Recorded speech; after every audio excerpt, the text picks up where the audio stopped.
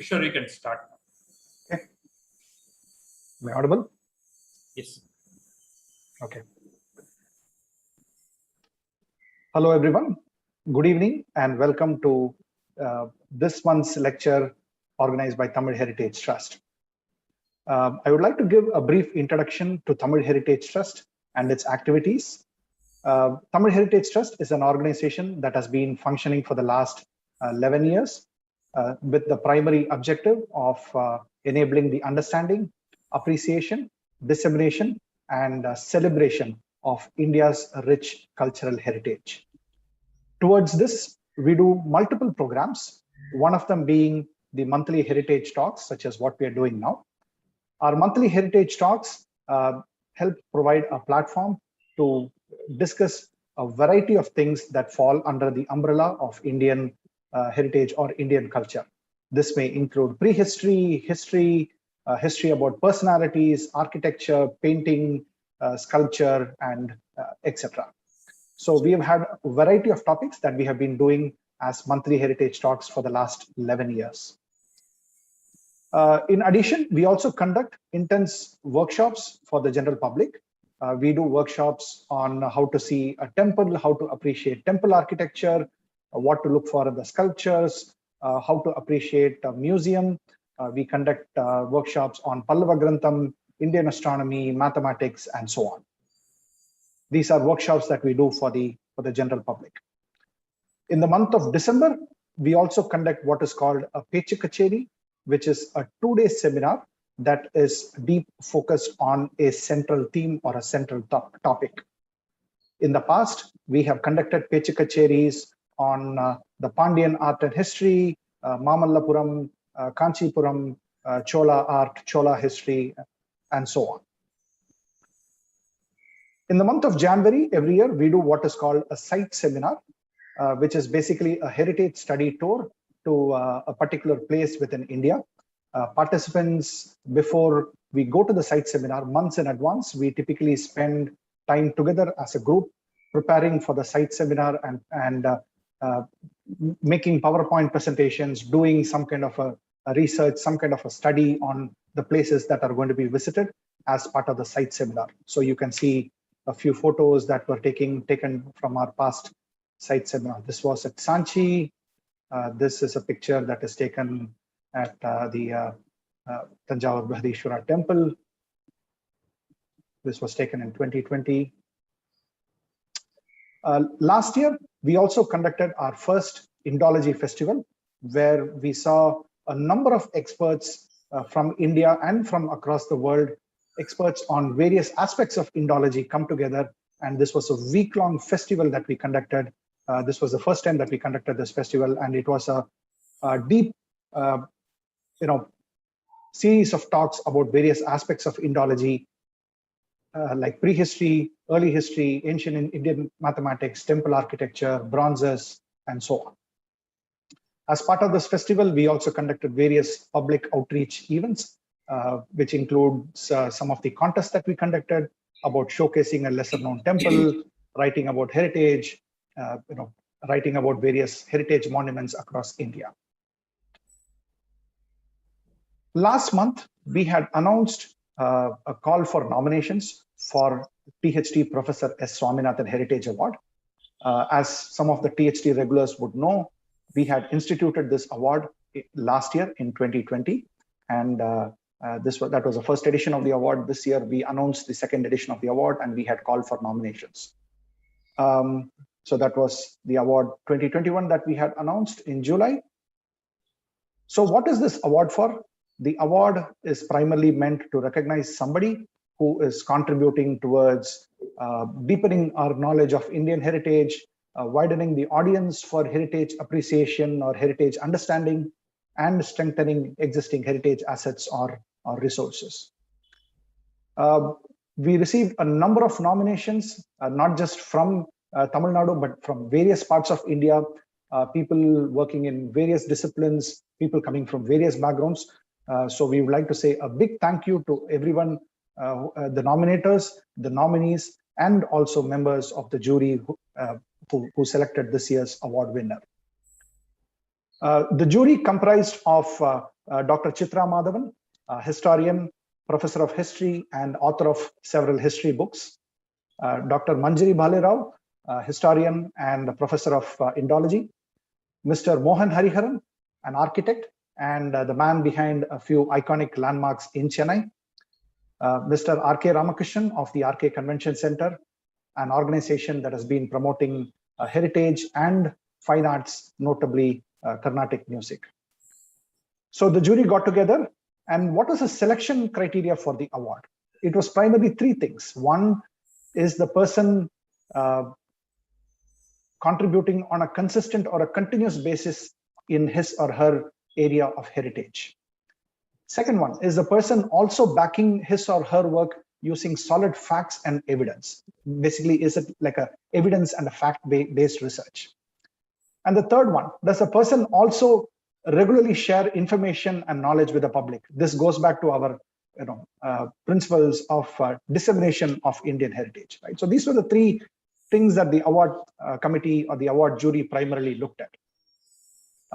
We are excited to announce the winner of this year's THT Professor S. Swaminathan Heritage Award 2021, and the award is being given to Dr. G. Shankar Narayanan, who will be receiving this year's award. Dr. Shankar Narayanan is the professor of Sahitya in National Sanskrit University, Tirupati.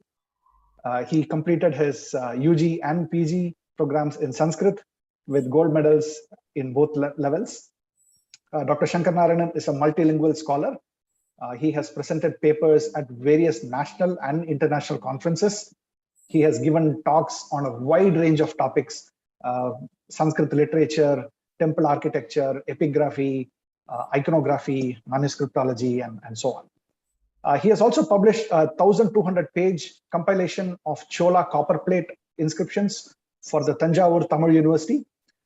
He is also one of the editors of Bharatavani, a collection of moral sayings from the Mahabharata. Dr. Shankar Narayanan he has also translated this into multiple languages: English, Tamil, Telugu, Malayalam, and Kannada. He is also one of the editors of the multilingual dictionary of Sanskrit and 12 Indian languages. He has also composed several slokas in Sanskrit. Dr. Shankar Narayanan also has the credit for editing and publishing some rare palm leaf manuscripts. He has discovered and published 10 new lithic inscriptions. He is also an exponent of Bharatanatyam and has learned Bharatanatyam from Padma Shri Dr. Chitra Vishweshwaran. Dr. Shankar Narayanan, those of you who have been regulars at Tamil Heritage Trust would have seen him as part of various lectures, Pecha Kacheri, and Indology conference also. He has also been the subject matter expert for various THT site seminars and other events. So we are very excited to be presenting this award to a great scholar, a multilingual scholar, Dr. G. Shankar Narayanan. So what happens next? The award presentation will happen during the first or the second week of September. And Dr. Shankar Narayanan will also be giving an award lecture on the same day. So we request you to stay tuned for more information on this lecture. This is going to be next month's lecture that will be delivered by Dr. Shankar Narayanan. So please continue to stay tuned to our website, tamilheritage.in, and also please stay tuned to our social media pages on Facebook and Twitter. For those of you who are getting our emails, please watch out for details on the next program. With these few words, I would like to turn it over to Shyam, who will introduce today's speaker.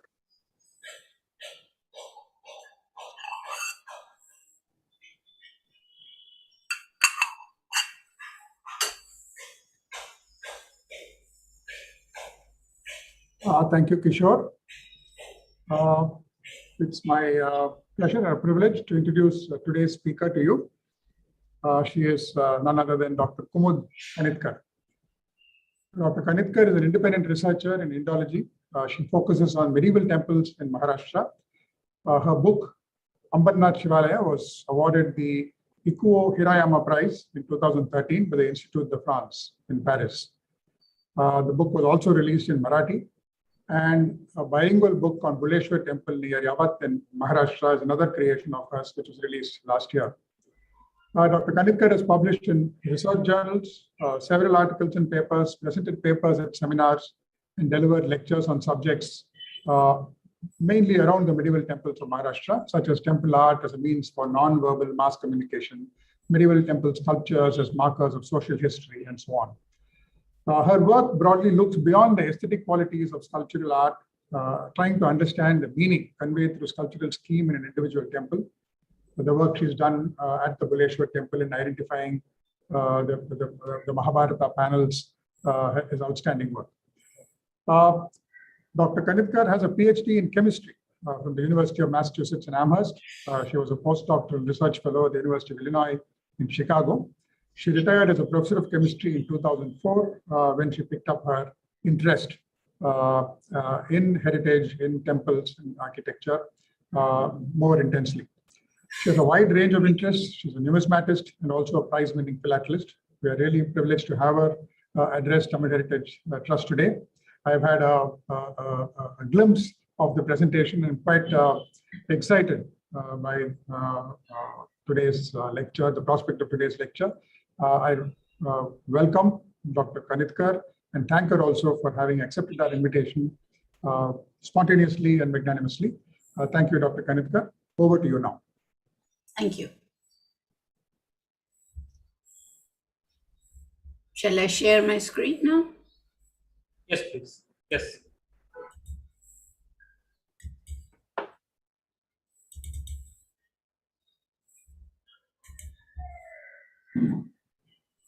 Oops. Okay. Can you see it now? It's fine. Okay, very good. So, shall I start? Please start. Please start. Okay. Thank you for the introduction, Shyam. And I'm very happy to be here on the forum, and you're doing a lot of work, so I'm very happy to come to know that also. I'm going to give a long lecture, so I'm going to not waste any time. And this is evolution in the sense how it has changed gradually. And I'm going to jump from, it's going to be not very structured because either I can look at regions or dynasties or, but instead I'm just going to go as the flow takes me. And this is the very origin of iconography, because whatever is sung in prayers is actually depicted.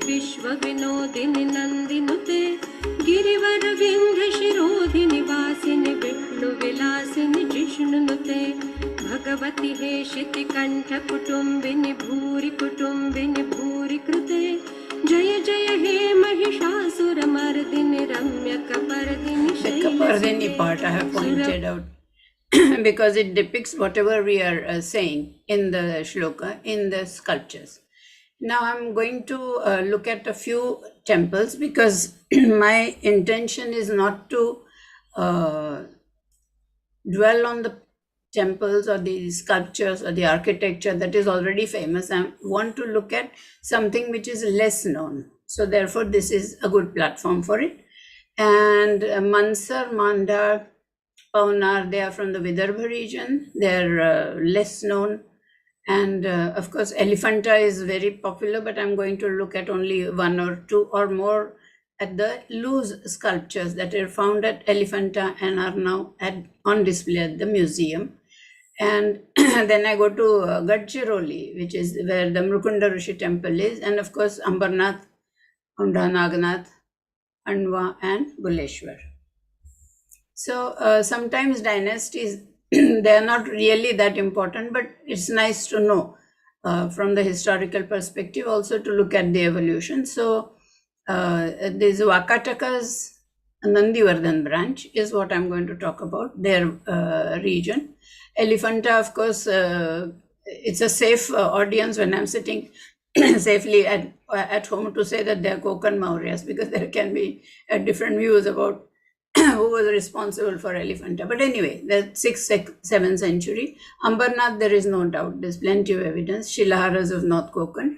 Aundha Naganath, again, but the region and the era corresponds to Yadavas, and it is rather large, and therefore it would have to have had a royal patronage, but I have no proof for it. Bhuleshwara, of course, is totally bereft of any kind of evidence, inscriptional evidence. But this is just for the sake of information, and this I have highlighted again, that we always talk about Vakataka, excuse me, we associate them with Ajanta, but Ajanta is the other branch. It's a Vatsagulma branch. That means the branch that ruled from Vashim, current present day Vashim, whereas we are talking about the ones who were from Nandivardhan. So let's see. Before I get into it, I'm just saying that Shilpa Shastra tells you roughly the main characteristics, how many arms, heads, mudras, but the artist puts his self in it, his own magic, to bring them to their, infuse them with life. And of course, the regional mystique and legends help. In a way, it is very much like Indian classical music. That means you have definite, that means aroha, avroha, and thaat, etc. The bandish is also there, but every artist, every singer sounds so different because each one follows his own gharana, his own shaili. And images have a lot of content. That means so many things you can guess from the image, whatever the way they have been shaped. The thought process that is underlying the concept and the cultural conditions and so on. This is best done actually rather than going through the list. So I'm going to start, these are the 5 regions. By the way, Maharashtra is like an introductory geography 101 for Maharashtra. You have 5 regions and 35 districts. And therefore, I'm going to touch upon each one of the regions at least. And so Mandal, Ramtek, Paunar, and Markandi, they are in Vidarbha. There are some in Konkan, some in Marathwada, and Western Maharashtra and North Maharashtra. Now, it is important, especially in Manda, because that is a region that is close to the Jadipatti. That is the name actually. Jadipatti is where you had a lot of tribals. That includes Chandrapur, Agondia, Gadchiroli, that kind of neighborhood in terms of districts. So Manda is definitely, you can see the vestiges of the both way, two-way traffic. That means the tribals learned a few things from the Brahmins, and the Brahmins assimilated some of the tribal ideas, and that became part of the region's religion, or the religion in general. Ramtek also, this change from Shaivism to Vaishnavism, a result of marital alliance. Paunar also, the same Dowager Queen was responsible for the Vaishnava temple there, although her son, who was the reigning monarch then, was a Shaivite. Elephanta, Pashupata theology, Ambarnath, Shaiva Siddhanta. So these are all reflections of what is displayed, what is you can see through these. And social history in the sense of the loose sculptures at Sopara, Thana, and of all the places. Anushakti Nagar is just a small piece, but it's important. And Aundha Nagnath also shows influence of local tradition, and of course the skills of the artist and the style. So this again is just a revamp. So these are the 5 regions of Maharashtra. Unfortunately, I had only Marathi, but the script is same as normally Devanagari script. So 5 regions and the temples that are associated with them. And this is more a visual because we will start in this. I mean, I'm going to be hopping all over. This is where we'll start. And this is, although this is, these are in Nagpur, Paunar is in Wardha, and this is what I was talking about. All these regions surrounding it are full of, they were very forested, and Gadchiroli even now has a lot of forest. So there to Elephanta, across the Maharashtra from east to west, and then Ambarnath also is nearby. Aundha Nagnath is in Hingoli, and just for a change, I'm adding Harihareshwar in Solapur, South Solapur district, and of course Anwa. And I have not touched, I have only referred to Nashik, Jalgaon, this region. This is where this was where the Yadavas started until they came to Devgiri, which was Aurangabad. But they were originally the Seunas. They were the Yadavas of Seunadesh, that is Khandesh. And Khandesh usually has this Jalgaon, Jalna, etc. So these are the 3 districts I'm talking about. This is Nagpur, rather 2 districts, Nagpur, Wardha, and so that you understand the tribal influence, I have shown you the this is called Zadipatti, that is Chandrapur, Gadchiroli, Bandara, Gondia, etc. And this is where the Wakataka dynasty arose. After the downfall of the Satavahanas, they became dominant. Their empire, after the Satavahana empire disintegrated, they came into power. They rose to power, and they are so old. They are in the Puranas. That means they are older than the Puranas. And Vindhya Shakti is supposed to be the first founder of the dynasty. And of course, their names tell you something. Vindhya Shakti. That means he was probably the first one. He may have been of southern origin, slightly. There is still not confirmed, but he rose from these areas and he conquered the Vindhyas, and he established himself there in that region. Therefore, he is called Vindhya Shakti, perhaps. And his son was Pravarasena. He was also a very he ruled. He ruled for a long time. He's supposed to have ruled for about 60 years. And his name also Pravarasena. In the Puranas, he is referred to as Pravirasena. That means Pravira also indicates that he was a very powerful, in the sense he conquered areas. Therefore, he is the son of Vindhya Shakti. And these people also, these marital alliances also contribute a lot, because Pravarasena's son was married to a princess from the Bhavanaga, Maharaja Bhavanaga of the Bharashivas. Bharashivas were an ancient dynasty, Nagamaushi dynasty, and whatever is now known as Pavaya was the old Padmavati, name was Padmavati. They were the Naga rulers, and they were definitely, the name tells you Bharashiva, they were Shaivites, and maybe that is where the Vakataka, most of the Vakatakas, except for one exception, Radurasena too, they were all very, they called themselves Paramamaheshwaras. And this is just, so you know, this Mandar, then Ramtek and Paunar. So I have given the kings during whose reign this was really prominent. Mandar, I mentioned already that Rudrasena the first was the son of the princess from Bharashiva dynasty. Therefore, Pravarasena, who lived for a long time, and Gautamiputra died very early, must have been, but he was very proud of his grandson, and he mentions in his inscriptions that he was the son of the daughter of the Bhavanaga dynasty. Then this is where Rudrasena II was married to Chandragupta Vikramaditya's daughter, and therefore he, the only one who is the Vaishnavaship in the family. Others are all Maheshwaras. Again, Pravarasena went back to his ancestral religion. Oh, sorry, I should have mentioned that this is the Vatsagulma branch. This is where Harishena comes in. Harishena is, because Harishena is very well known because of Ajanta, but he is the collateral branch. So we start with 3rd, 4th century Mansar. Original name was Manisar. It was part of the ancient Nandivardhan. It was their capital then.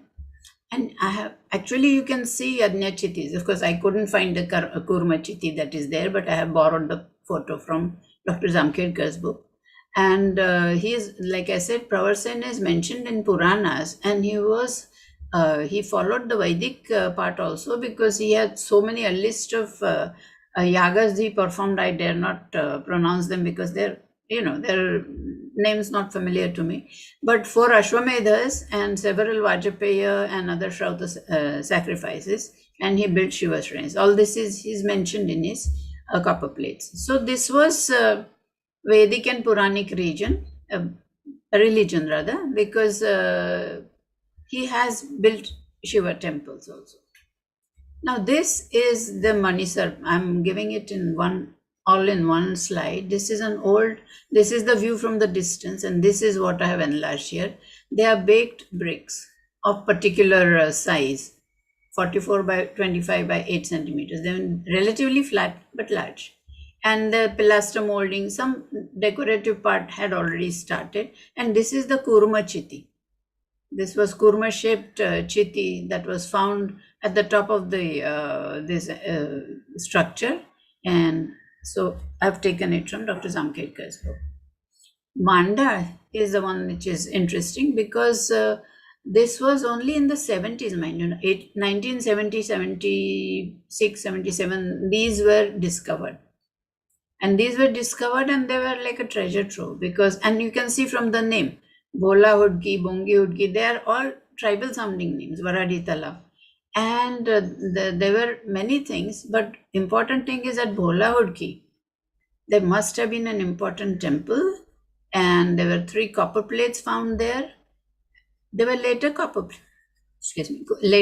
plates, but it is important. I mean, this can be a study in itself. Why were they carefully buried in the mud casket? Obviously to, save them from something. And this, if the plates that were buried had a 420 CE plate, a 470 CE plate, that means these were the Doni was probably one family. That is why all the plates are going to them. And also amazing images that are definitely 4th or 5th century. And they're unique, they're very different, and they're more like the Yaksha images that we have, the large portly Yaksha images that we see in the other areas, not in Maharashtra. So the concept, when a sculptor makes an image, he visualizes, that is called the dhyana of that, what the image is going to look like. And their conception is totally original. And it tells you that this is the important step between the acharya, who is not a sculptor, who describes in words what he has in mind, and the sculptor who doesn't necessarily have access to the literature part, tries to present what he conceives as the image in his mind. And so there are 20 odd images, and 2nd to 4th century, it has an 8-headed Shiva, it has a 12-headed Shiva, Uma, Brahma, Nagamesh, you name it, and it has been found there. And these are these images.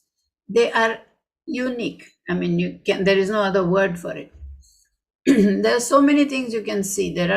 This one has 12 heads. You can see there are 4 in the first layer, another 4 in the other layer, and there are 1 each on the arms and 1 each on the legs rather. And this is the backside view. You can see the stature, the build of the models that they must have used. And to me, this seems like a very democratic, decentralized idea. The very reason why you have to show so many heads is probably because they're being controlled by these many departments. It's like that. And then for the arms, why not have it regional heads, So therefore, literally regional heads are there. And they have been called Mahasadashiva because that is probably the concept they were trying to give form to.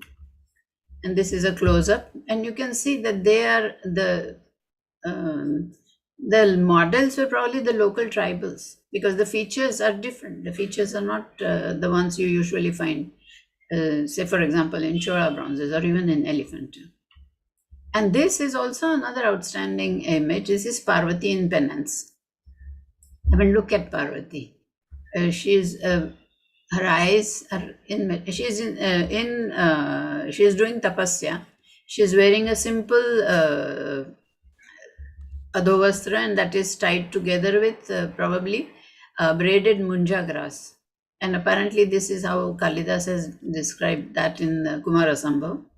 And you can see the jatas are falling over her shoulder, and she is plump, and she is unique in her way. And you also have the images found included Vasudeva, that is, the old style, the Jatabhara and the crown.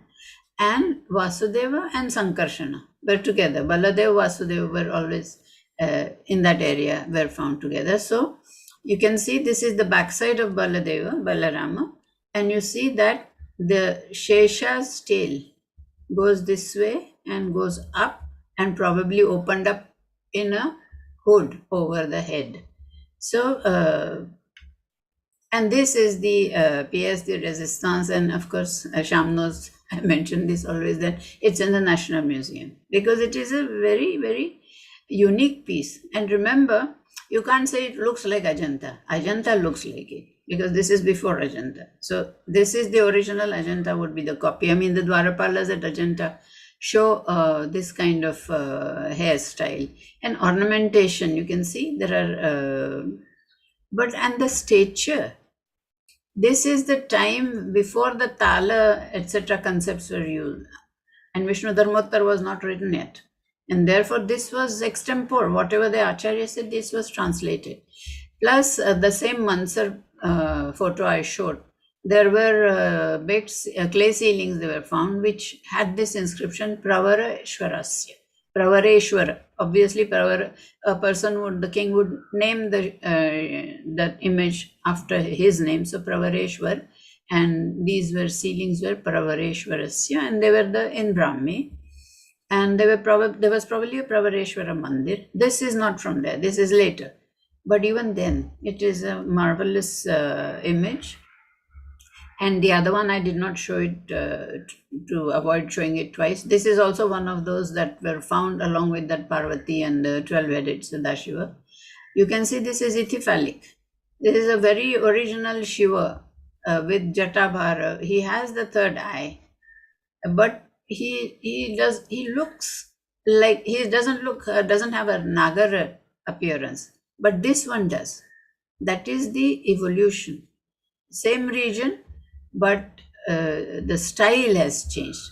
So this was concept. These are examples of concepts being translated from words into images. And the anatomical features tell you who the models were. The local populace must have been the models. So then we come to this, I already mentioned it, that there was a change. Before Rudrasena II, they were all Parama Maheshwaras. But he was married to the daughter of Chandragupta Vikramaditya, and who was a devotee of, he was a Vaishnava by faith. So his daughter was also Vaishnava, and therefore Rudrasena, under the influence of both his father-in-law and his wife, called himself a Bhagavata in his copper plates. And so this is a social history where of course, it doesn't really matter whether they were Shaiva or Vaishnava. They were actually quite broad-minded in those days. They would give donations to even Buddhist monks. So, but this, whatever we see in Ramtek, because of the influence of the local area, it is the greatness of God had to be conveyed through size. I mean, if it was God, it couldn't be a tiny figure. It had to show its power through its image. And Ramtek actually, it is unfair, and of course the blame is with us. We do not shout from rooftops about our temples in Maharashtra, but they are before the Devgad Gupta temples. These are early, because there is an inscription there, and they are unique in the sense of they are again just like the images. The structures also are the primitive, the ones evolution you can see there also. And there are, I'm just going to show you Kevala Narasimha temple, Rudra Narasimha temple, Varaha Mandapa, it's really only a mandapa, and the Trivikram. And this Kevala Narasimha temple was built as a memorial to Prabhavati Gupta by her daughter, or perhaps by Prabhavati Gupta for her father, that is not known. But the inscription only honors the image as Prabhavati Swamin. And this is relevant because Rudrasena died very early, and Prabhavati Gupta therefore ruled as a region for a long time. And because she was Chandragupta's daughter, Chandragupta sent Kalidasa. This is that is what is accepted. That is why Ramtek is where Kavi Kulaguru Kalidas, everything is there, because that is where he was supposed to have been sent from the Gupta court to tutor her young son. There were 2-3 sons. They are not sure whether there were 2 or 3, but the first one died young, and the second one became very. He had a very long and fruitful reign. And it was Prabhavati Gupta who probably built the Rudra Narasimha temple. And the Kevala Narasimha was, like I said, it is either built by Prabhavati Gupta or her daughter. Her daughter, if she built it, it was in honor of Prabhavati Gupta. And this is the temple structure. It's a very simple. Of course, these are the later additions. The roofs have been added by the later, perhaps, Bhoslas and Nagpur, but original temples are there. And although these are restructured, you can see these are the Dwara Shakhas with only one Gana each. But interestingly, when you take the photograph from the side, you have 10 projections and you also have kundas here. That means they were obviously meant to serve a function. We just don't know what it was. And then we go to the next one. Now this is the evolution part. This is the Keval Narasimha Mandir, which is a later one. And you can see the Dwara Shakha has become more modified. It has ganas and they're not just standing there. This one is pouring coins. And you can see those coins cascading here. And this part also has now decorations, which were not there in the Rudra Narasimha Mandir. And the images, okay, this is also from the outside. These are the added things. Now the Jalavatayana is there because this would be the mandap. They're just pillars inside, 4 pillars. And here also there are 4 pillars. There are no walls separating this from here, but there are 4 pillars. They're constructed in such a way that you can circumambulate the image inside, and the decorations from the closer view. And there's actually a Garuda Mandap also. So these are evolutionary forms. In a way they're Sandhara because there is no wall, but the Pradakshina can be performed.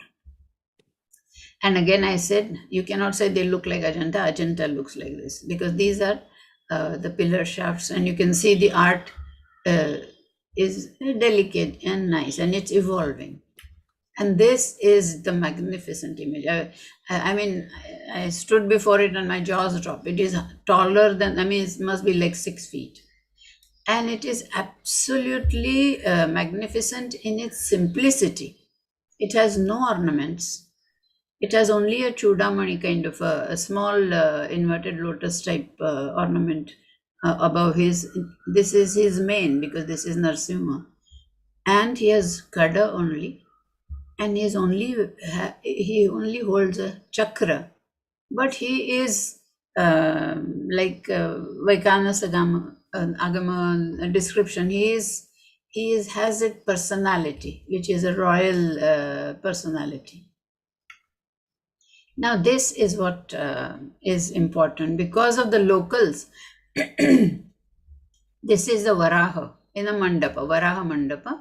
And because it has been around and because it is in the open and it has been worshipped by many generations, many centuries from 5th century onwards, therefore it has lost the features. But here part of the Bhumi Devi, Bhudevi is left. You can see clinging to his snout. But he is powerful. And this was a mistake, but I'm putting it to advantage. This somehow the man was sitting there, his arm also got part of the picture, but that gives you an idea of the scale of the Varaha. There is a Sheshanag here, and the other features, like I said, they have been lost because of the so many centuries. But this is Trivikram. Now this was originally, I've taken it from the back to look at the mandapa, but this was originally in a sanctum. And the temple has evolved further. Now you have, this was probably the porch, then this was the mandapa, and then there was the entrance, but here nothing is left. And this is the same, but this is the same as this, but you can see that now the Peeth also is evolving. You have Khura, Kumbha, Vedika, and there also now you have Ganas. And this is something that you cannot have a more stark evidence. They are both the same time. The Nagaraka, the influence of the region and of the populace and of the potential bhaktas, this represents, this is from Udayagiri caves near Vidisha, and this is from Ramtek. Now you can see that they're around this time, both, because this was built, this is supposed to have been built by the Senapati to honor Chandragupta Vikramaditya. And this one was built by either Chandragupta's son-in-law or by his daughter. So this is a two-way traffic. Like I said, this is the Brahmanization of a concept, that is tribal influence of the concept, and this is the Nagaraka version. So I have mentioned it before that Vakatakas Rudrasena called himself Paramabhagavata, but then after he died, as long as Prabhavati Gupta ruled as a regent, they were Vaishnavas. And Pravarapur, because her when Prabhavati Gupta's son, Rudrasena's son, became the king, he reverted to his forefathers' religion, and he also called himself Paramamaheshwara, but he, in honor of his widowed mother, and by this time, by the time he ruled, she must have been, I mean, not old, but not young anymore. So for her, and because it had moved from Ramtek to Paunar, for whatever reason, maybe he built a temple, Vaishnava temple, for her to worship in, although he himself called himself Paramamaheshwara. So it is assumed that there are ruins of this temple, but there are no, I mean, the temple is not there, but when it so happened that Vinobaji's ashram is at Paunar, and it just so happened that the land that he had been granted when he was, the construction was in process, these are the images he found. A lot of images and remnants of a temple, large temple, Vaishnava temple. Obviously there. Now this I have, by the time I got that, this is how the Ganga figure looks. This is an old figure. This looks very, very elegant. And this again I've borrowed it from Dr. Zamketkar's book. Important thing is, the Ganga has a Brahmi script, Ganga Bhagavati. It is labeled. And therefore, the box-headed Brahmi also tells you the age. So we are using the figure, aesthetically, of course, it is beautiful, but this is also important for this. And this is Kausavada episode. Now, this is again a reflection of the changes, social changes, because from Vedic Dharma, which had become limited to the Abhijanas, it was not there for the Bahujanas. And therefore, the Puranas and the Puranic stories were doing the job of spreading or telling introducing the common people to these legends, through the religion. And so this is, in the next slide, I have labeled them so you can see them in detail. But here you can see, just look at the sculpture from this angle. This is Kuvalaya Pida, the elephant that was kept at the entrance, hoping that he would kill Krishna and Balarama. But they floored him. You can see he's fallen. These are his hind legs. His trunk is here, his head is here, and his mahut is flipped over backwards. And this is Balarama killing Mushtika. Krishna has already killed Chanura. And at this time, when this Kamsa saw this is Kamsa. This is the Malla Yuddha pavilion. So he is there watching. He was watching the Malla Yuddha. When he saw them both, and these are teenagers. You can see this small figure of the Krishna, relatively smaller size, and Chanura and Mushtika are large.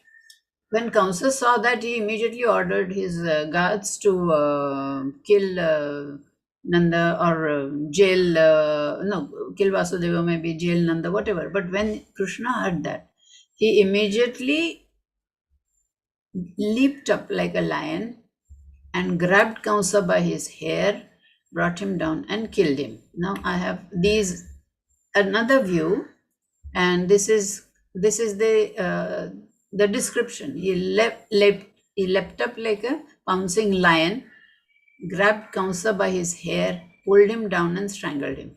And these are again Kuvalayapida, Mahut, Chanura, and Balarama killing Mushtika. And the story says that his brother Sunaman was also there, Kamsa's brother. But this one, you can see the grip Balarama has around the neck of Mushtika, and Mushtika is trying to free himself of that grip and is trying to push him away. But it is a very, in one sculpture, they have made it into a combination of all these episodes happening there. So we go across Maharashtra from this area down to this area, Konkan. And here Elephanta, of course, it is well known because Lakulisha image is there. It is a Pashupata Shrine, very well identified, because this shows you this is an example of using the sculptures to illustrate in pictorially explain the concepts, the theology, that the Parashiva is Avyakta in the sanctum, and Leela Murtis are the Murta Rupa, Vyakta Rupa, they are there, but in between is the Shiva as Sadashiva, Vyakta, Avyakta, and these are deep thoughts, and these are evolved concepts in theology, but they are conveyed so beautifully through these episodes at Elephanta. And then, of course, there is a change. I mean, just as the kings, their Vaibhava was increasing, their opulence was increasing, so did the prasada of the gods also. They had to have palace guards now because the temple was becoming like a prasada. This is the general plan of the Elephanta caves. You have the Garbhagruha here.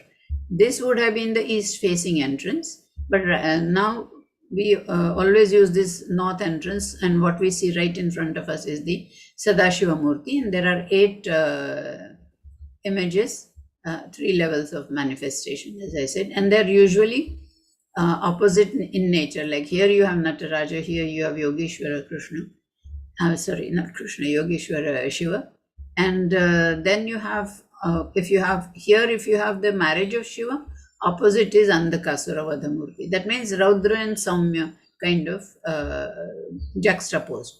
And because this would be the north side, they have Sadashiva flanked by, both have Parvati in it, Shakti in it, Gangadhara and Ardhanarishwara. And this is the central sanctum. And you can see this is Sarvatobhadra, but the Dwarapalas, in spite of the willful destruction, whatever remains is a testimony to the skill of the artists. So these are the 2 Dwarapalas, and this is the Sadashiva. It is matchless, and it is Sadashiva in the sense this is supposed to be like a Chaturmukha Linga, and therefore this would be the Linga, and these would be the Mukhas, and you have Aghora, Tatpurusha, and Vamadeva, and you can see the Aghora image has mustache, and it has Sarpa Kundalas, it is holding a Nagendra in his hand, and there are and this is a Vamadeva, feminine. You can see its festoons, the hair is adorned with things, and these are I have enlarged them because I like these touches. These are Datura flowers. It is mentioned that because everything is supposed to be poisonous with the Aghora. The Sarpas are there. This is there in his hand, this is there, but the Sarpa Kundalas are there and the Datura flowers are there, and of course here the face of Umavaktra. And what I say is they both represent the same concepts. This was the transition between words and visual medium, and yet they represent the evolution. They represent how people or how commoners or how the artists visualized what the Acharya was explaining, and they translated it in their way. And this is an evolved way. And this is after the Vishnu Dharmottara Purana. This is before that. So same theological concepts, but art is the vehicle. But both to me look magnificent. And we go one step ahead. If Elephanta has used a sculpture like this, Ambarnath goes one step further and they use the architecture itself. So that this is the sanctum which has the avyakta, that is the linga inside, and the main bhadras, the north, south, and the east bhadras have been used. The Janga has these images, which in effect is conceived as the Shakti of this Parashiva emanating through solid. For them, there is no solid. This is emanating through the doors. This is called a Ghanadwara. That means it is not really, it's a solid door. Now, that concept itself is so opposite sounding, that it is a dwara and yet it is Ghana. But this has this is Tatpurusha, because this is a syncretic image of four: Hari, Hara, Brahma, and Surya.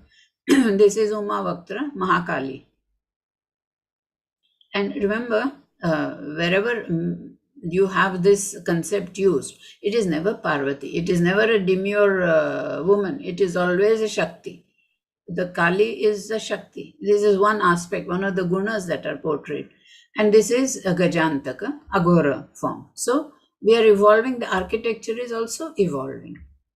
And this is this thing. I like to show something which is unusual. And this is a Mahishasura-Mardini image found at Elephanta, currently displayed in a museum. And the grip, of course, her grip on the buffalo, and there is no Asura in human form emerging. But I appreciate the realistic part. You can see, I mean, these are hardly the kind of words I should use here, but then it is what is displayed. This is the tail. It is lifted up. And actually, I realized this, I had this photo a long time, but I realized this when I was traveling in Pune, and in those days there were tangas. And the horse of the next tanga stopped and it raised his tail. And whatever happened next suddenly gave me the insight that this is what it is. That he is portraying that he is really scared. And that is something you will not find, I'm sure, anywhere else. And this is another unusual sculpture. This was found in 1931. Actually, this was the time when the Prince of Wales was coming to visit and the Gateway of India was built then. And they were going to, in Bombay, Gateway of India, in Mumbai. And they were going to extend because the Viceroy used to live in what is now the Hafkin Institute in Bombay. And therefore, the railways, they had to have another station. So Parel station was added. And to go from the governor's bungalow to the Parel station, they had to build a road.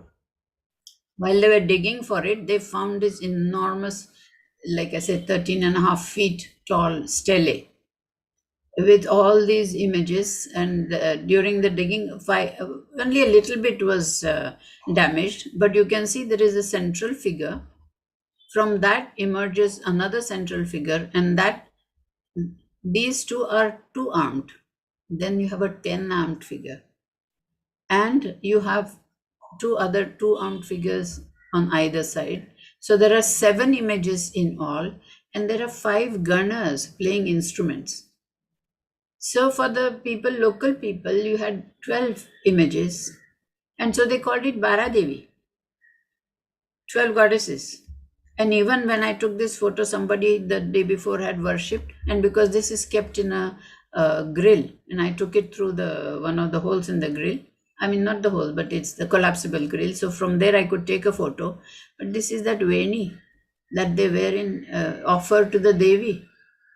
And they've thrown it. And okay, actually first I was I was not indignant, but then I realized, ki, who am I? If for them this is what it represents, and this is serving the purpose that the sculptor had in mind, who am I to say that? Actually, I tried to tell the person, but then I realized next day that that was the wrong thing to do. To tell him that this is not a lady, this is not, this is Shiva. He's wearing a, but it doesn't matter really. I'm a little wiser now. But this is Shiva, and this is, you see, this is the beginning. And therefore, you never see Shiva in a dhoti. Normally, you don't see Shiva in a dhoti, but he is. And but he, that eye, vertical eye in the center is there. And these are probably, because 10-armed is usually the description for Sadashiva, there are still, no opinion, firm identification. But they could be because it is assumed. There are so many guesses. Now this parallel to Shivdi is probably a transformation of Shivavadi. Maybe the atelier where the images, loose images which are found in Garapuri, in Elephanta, were made and then transported there. That is one hypothesis. In that case, this was being made there, and because that is a Pashupata cave, and these could have been Ashtamurti Shiva. Now these are 7, so where is the 8th? Because the stele itself is like a pindi. One of the opinions is that maybe this is Ashtamurti Shiva. We don't know who it is, but it doesn't matter. It is an excellent, it is an outstanding example. And actually it should have gone to the museum, but the museum has a plaster cast, has an identical thing that has been, plaster cast has been made, it is displayed there. But this is there still. It's just 15 minutes away from my home, and it is still in a small place, and half the people don't know about it. Most of the Mumbaikars don't know about it. It is a magnificent sculpture. This is the top part of the image, the 10 arms. And the 10 arms include sun and the moon. This is not a very good high resolution picture, but he is supposed to hold sun and the moon, and Chapo and Bana and the usual ayudas that are supposed to be there. Plus he also wears a Graivayaka, etc. So this is perhaps Sadashiva. So we have gone from Mandar to Elephanta. Now we are going to Markandi. From here back to Gadchiroli.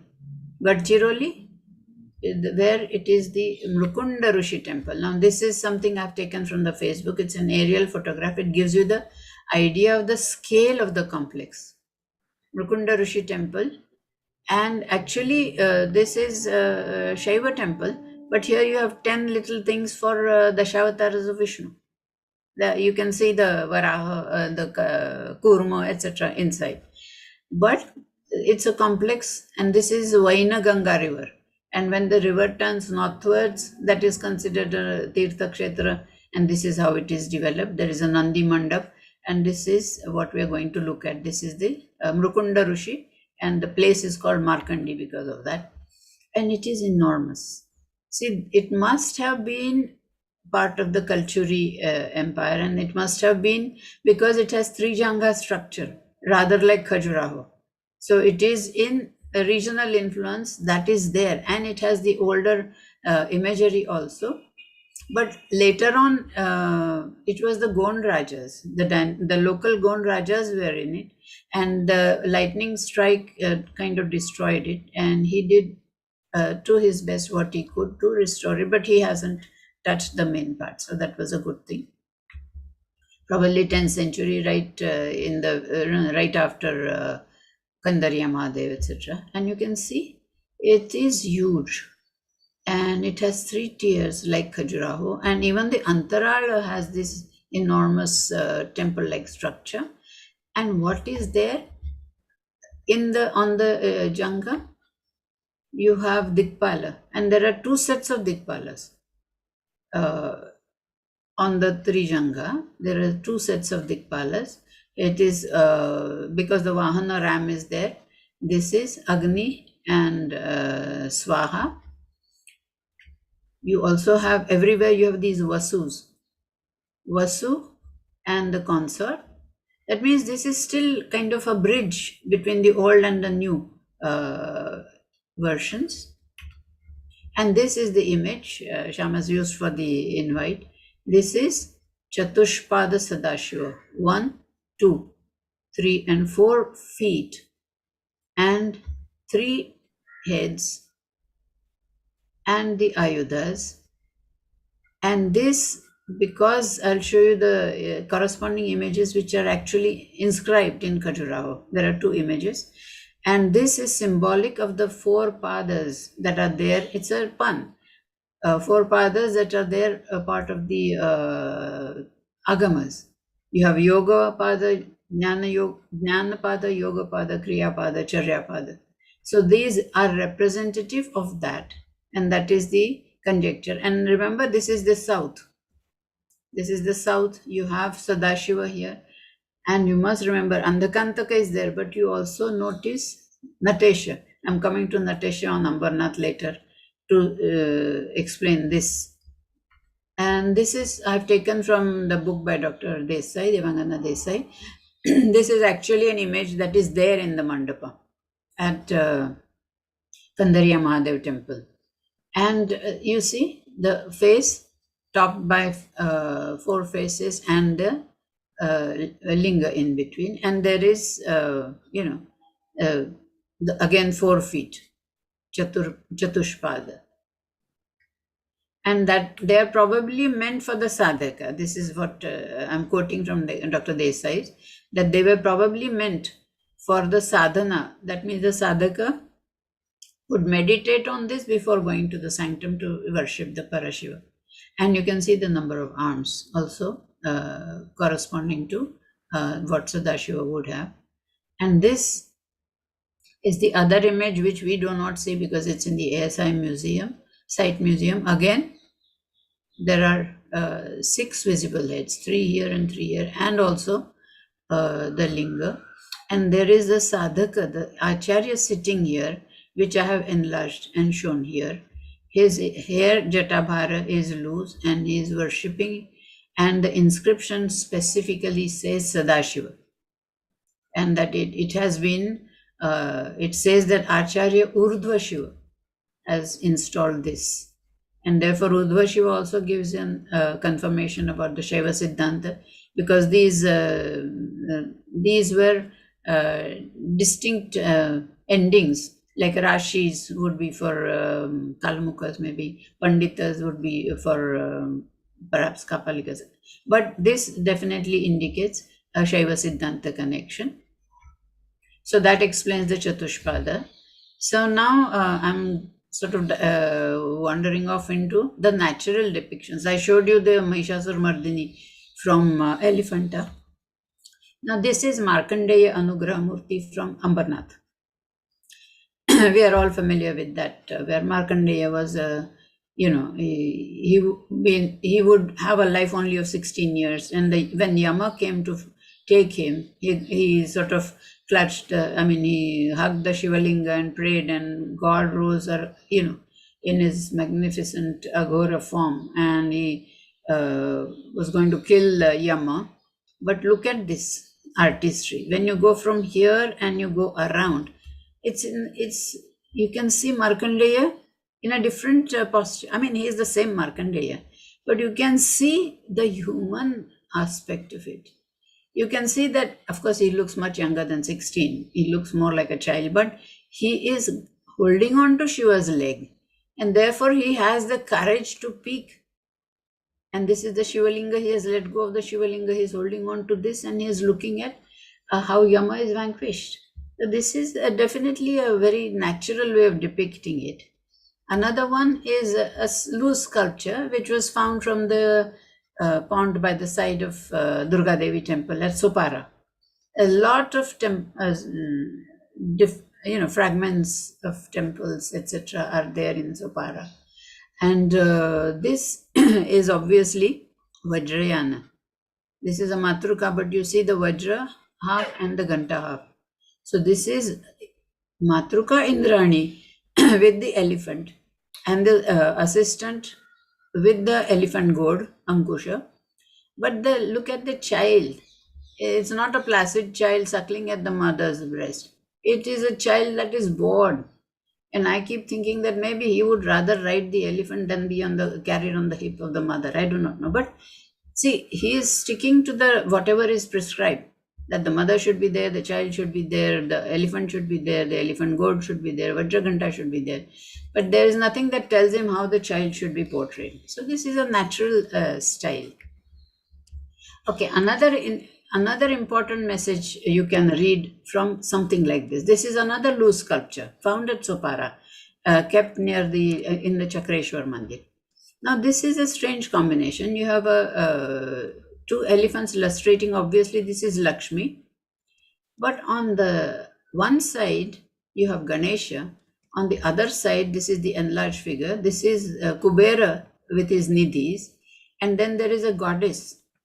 It's likely to be a Shiva goddess, and the thing is abraded, so you can't really identify it.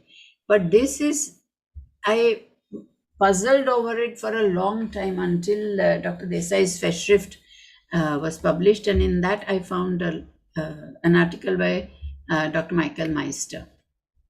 And he has listed that images at Pipad in Rajasthan and Pipla Devi Temple at Ossian, and also an inscription from Sakurai. And he says a very apt description that the history of devotion in India is a palimpsest. That means before erasing anything else, the original remains and then you overwrite. And he says at Pipad it was Ganesha, Durga and Kubera. At Pipla Devi it was Kubera, Mahishasur-mardini, Durga and Ganesha. And Sakurai invokes Ganapati, Chandika and Dhanada. But the inscription also says that mandapa was commissioned by a committee of 11 bankers. Now, bankers is a translation of Shrestins.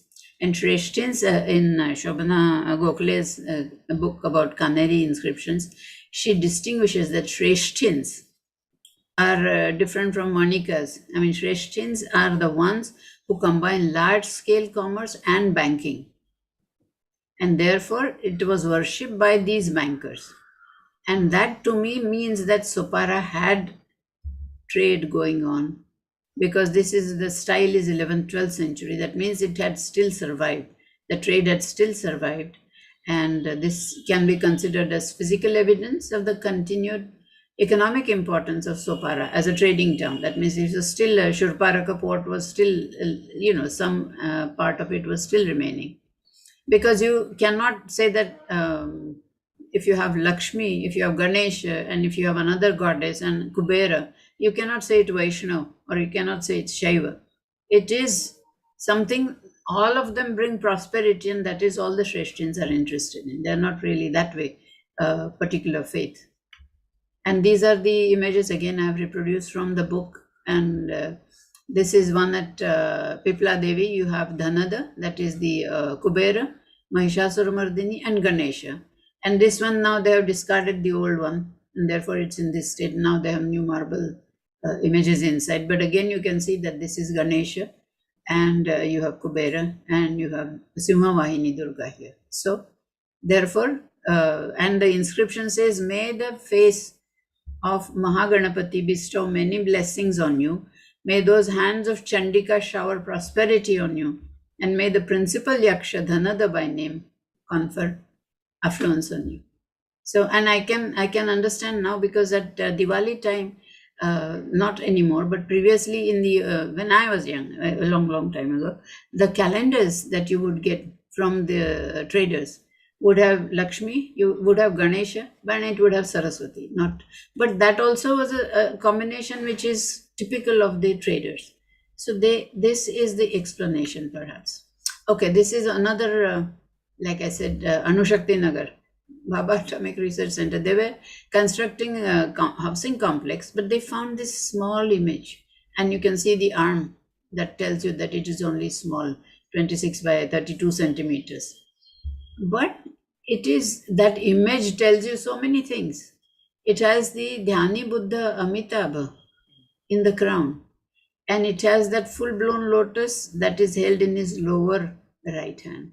So it is Avalokiteshwara Padmapani. And this is from the style, it is maybe 10th, 11th, late centuries. That means that proves in a way that Buddhism still lingered in this area. So Brahma also still was, we keep saying that Brahma was no longer worshipped. The Puranas kind of, this was maligned him. But this is 11th, 12th century, and you have the images to bear out that it was still very much in worship. This is a photo from Henry Cousin's book and his surveys. This is the Brahma. The same Brahma has been now placed inside Chakreshwara temple. This is Brahma, and it is an unfinished Brahma, and it's a stele. That means there must have been a large temple planned which would accommodate this on the wall. That is why it's a stele. And it was obviously abandoned because you can see how well the shruk is carved. The details you can see, the details of the faces you can see. I rather think that the sculptors, the main sculptor, like the head of the department, would do the skillful carving. And the rest, like cutters and these things, that could be done by the novices. And therefore you can see that his Jatabhara is not finished. His these ornaments are not finished. This one is finished on this hand, but not on this hand. The Kamandalu is finished. The Kamandalu also has a nice spout and it is typical.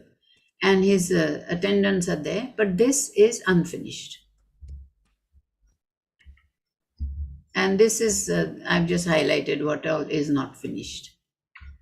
And this is another Brahma image found in the 1990s. This is recovered from a lake, Siddheshwar Lake, which is near a Ramar Mandir. So right now, after it was salvaged, it is kept in the Rama Mandir. And it is a full-fledged 6 foot, the image itself is 6 foot, so this will be even larger. And this is a different style.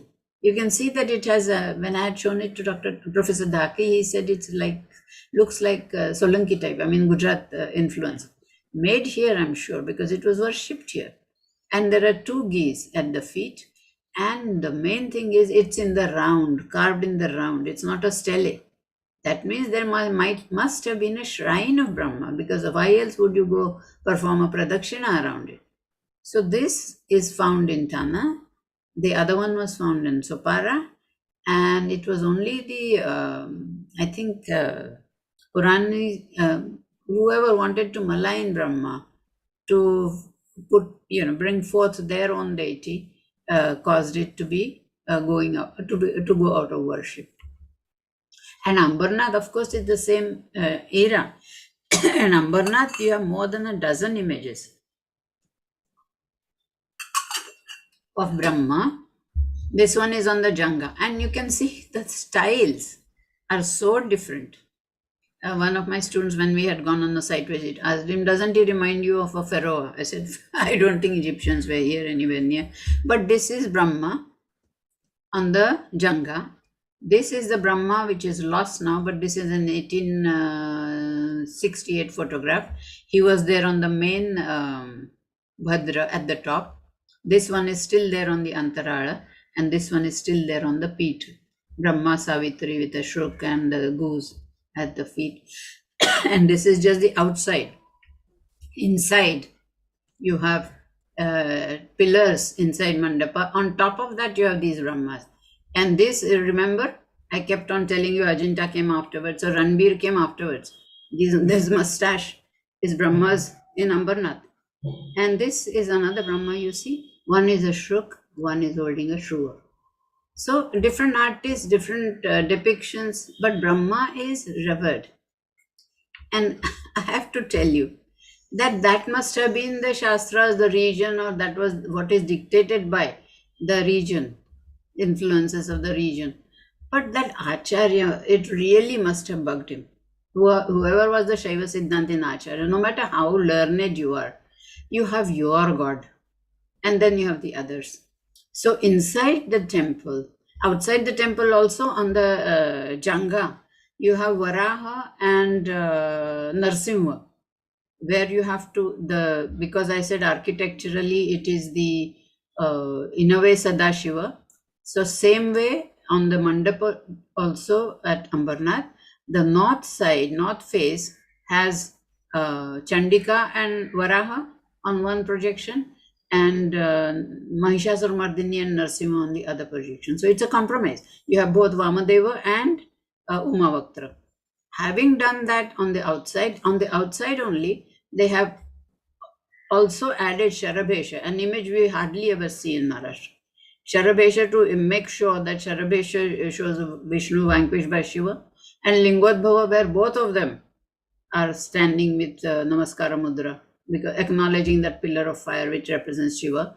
And inside, on the pillar, you can see this is Brahma with his book and the Shruk, and he is sitting there with hands folded. This is a Vishnu which is there on the main entrance at the top. It's part of the Torana, where central is Natesha and the other images, Kartikeya, Ganesha, and Indra to represent Dikpalas, and Surya to represent the panels, and Vishnu is there. But notice, is there with folded hands. That means they are both been put in their place. So what I'm saying is that whether the Acharya was that erudite or not, that thing was always there. And this is another one that was sort of discarded or faded away, was Surya. Along with Brahma, there were many Surya temples also. And actually, this is something that is again full scale, full size, from Roha, which is a coastal town in Konkan. And you can see Usha and Pratyusha on the other side. You can see the crown. You can see the Chandavir, the armor sort of thing. And you can see the boots. That means it is according to the Shilpa Shastras. And that means it must have been part of a large temple. So the deities which no longer appear now doesn't mean they were not there then. And this is something which is magnificent. This is an image of Bikshatana, Shiva. But it is on the main Bhadra, by the side of the main Bhadra. But it is in Ashtatala. And this, I'll explain to you how I came to that. How can I call it Ashtatala? And because to me, that my interpretation is that this is not Shiva as Bikshatana, but because Shaiva Siddhantins consider their line of, it originates from Guhavasi, which is an avatar of Shiva, as Bikshatana. So just as Pashupatas consider Lakulisha as the originator of their sect, but an avatar of Shiva. So this also is something like that. Now this is the one aspect of it, to show you the full image. From another side, you can see this is the Danda. Let me see if I have included. Yeah, I have this figure, you see, enlarged. This is the Danda, at the end of which you have this was a Brahma Hatya, right? That means he had cut off the fifth head of Brahma, and he had to carry it with him until that Papamochana thing, he got freed of it. But the Jatabhara, this is the Danda, and a magnificent lingering smile, and it is exactly decorated the way it should be. Even the Bikshatana Murti Shiva as mendicant, the skull is carried on the Danda, and it is decorated with pincha, that is the feathers. So even that is there. And so now I come to the Tala. How do I say it is Ashtatala? Here, notice the images at Ambarnath, and most temples, medieval temples, you find are flanked by pillarets. And all the pillarets, although they have some divisions, they have this square kind of a thing with a diamond shape in it. Now, the sculptors start with a piece of rock. They have to have some sort of a guide, which is in the form of these pillarets, I feel. And then this is somehow the measure, that is their scale, ruler. So I have drawn it, and you can see this is Devi next to the main Bhadra image of Shiva, and therefore Devi would be in Dashatala. Each tala is 12 angulas, and therefore Dashatala is 120 angulas. And that is the Keshanta. Keshanta is where you measure the top from the toes up to the Keshanta. Now, this hierarchy, and not only Shiva Vishnu hierarchy, but even female deities were not full Dashatala. They were not Uttama Dashatala, they were Madhyama Dashatala. Therefore, it is not 120, slightly smaller. But yet you can see her Keshanta is way above this. But look at this. This, it took me a long time, years to identify it, but I have identified it conclusively on other evidence also. This is the sadhaka. In Shaiva Siddhanta, he achieves Shiva Sadrushya. He becomes like Shiva. So therefore I wondered, how come this is a Shiva temple and here is a Shiva which is in the Ashtatala. Look at his Keshanta. His Keshanta is here. He has all the paraphernalia of a Shiva, but he is Ashtatala because he is the sadhaka. So this talamana is used in Ambarnath. Absolutely, I mean, it helps a lot in identifying. And this is again, I'm illustrating this hierarchy. This is, both are on the Janga, all are from the Janga of Ambarnath. Here you have Vishnu. This is Sridhar Vishnu, because Sridhar, that view was what is seems to be worshipped in the Shilaharas, whereas Konkan images are mostly Keshava. Now you can see he has this very beautiful crown and all, but you see his Keshanta is only Navatala. This is also one of the perhaps Dwadasha Rudra. So his Keshanta is higher because he is Rudra.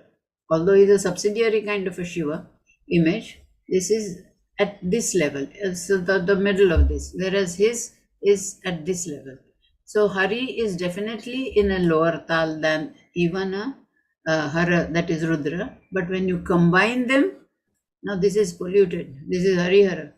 And Harihara does not merit higher tala.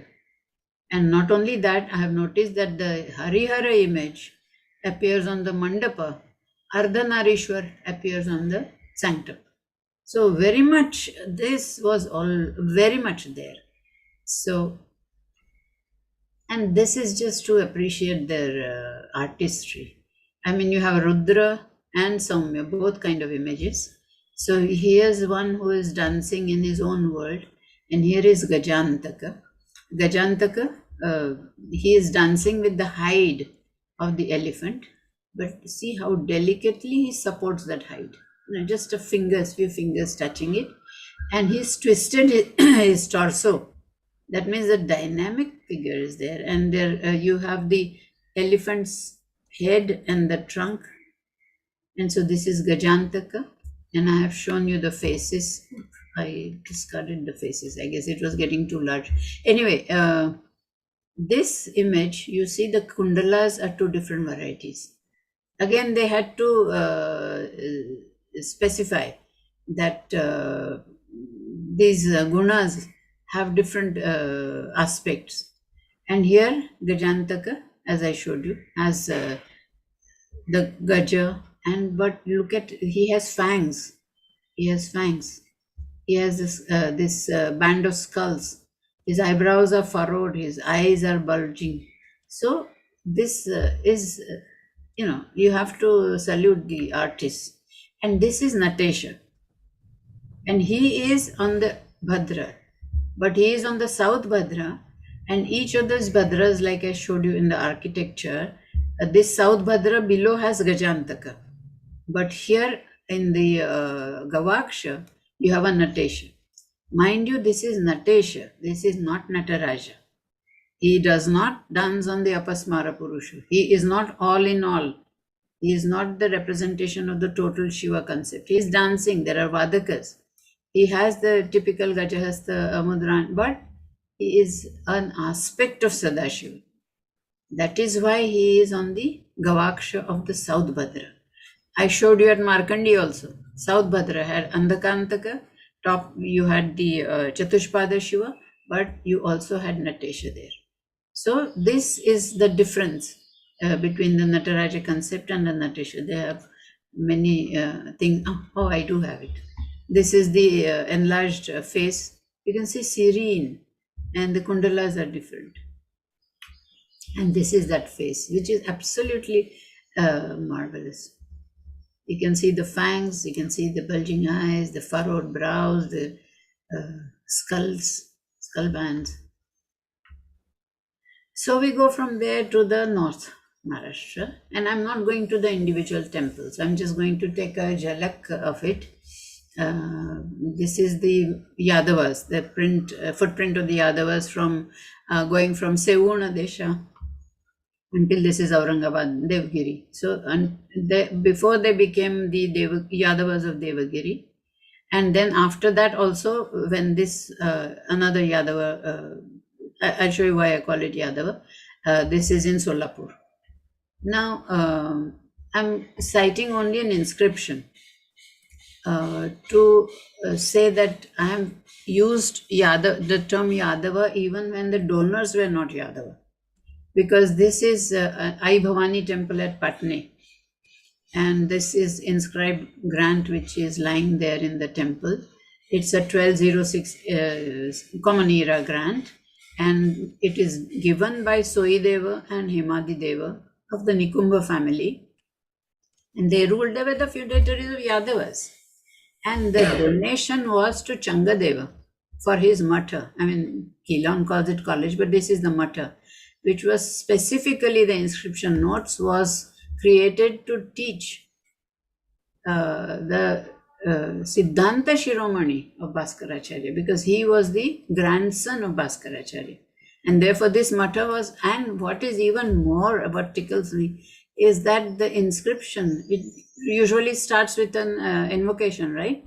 And here it says, Om Namo Ganadhipataye Siddham Divakara Sudhakara Bhumiputra. That means you have this Ravi, Chandra, and then you have Mangala, and they have Shvetamshaputra Buddha, then you have Guru, Shukra, Shani. The two letters are lost, so we don't know whether Rahu Ketu were there, but mind you, it is only fitting that when you're donating something to a matha in the memory of Bhaskaracharya, the blessing should begin with the planets, because then this is followed by the Prashasti of Bhaskaracharya, and then the Yadavas, and then the Nikumbas. So you see the hierarchy and the relevance. These are the planets. For Bhaskaracharya, planets mattered more than the Yadavas.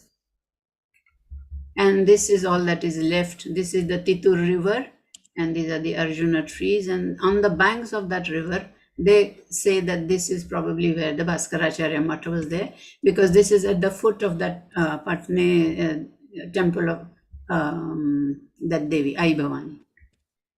And this is something, I think something that will appeal to you, is that I'm calling these, why do I call them Yadavas? The temples by Yadavas, because Yadavas they claim descent from Krishna. And therefore they had these symbols in Jogeshwara temple at Devlane, which is part of the Nasik area. And they have these on the ceiling. Kali Adaman, and then you have Krishna with friends and Krishna with gopis. And on the back wall, in the Antara wall, you have the Krishna playing his flute. And I'm saying this is like, by something that will appeal to you, is that this is like the Ladkhan image. These are the Vatapis, Chalukyas of Vatapis. This is the Varaha image. And actually Vatapi, because I was into philately also, they have a cancellation. There's a hole in the wall, small grocery store, which also serves as a post office at this, where am I? Aihole. So there you can actually buy a thing and get this, but I didn't have the heart to post it. So I have that. But I'm saying that this is like a stamp of the dynasty, and therefore these are the Yadava temples. And the same kind of thing I found in Solapur. Harihareshwar, this was also found in the 1990s actually. It was all silted over, because this Harihareshwar, Kudala Sangama also, that is the name. It's Hattar Sang Kudala. But of course, this is redundant. Kudala means Sangama, but even then, it is at the confluence of Bhima and Sina.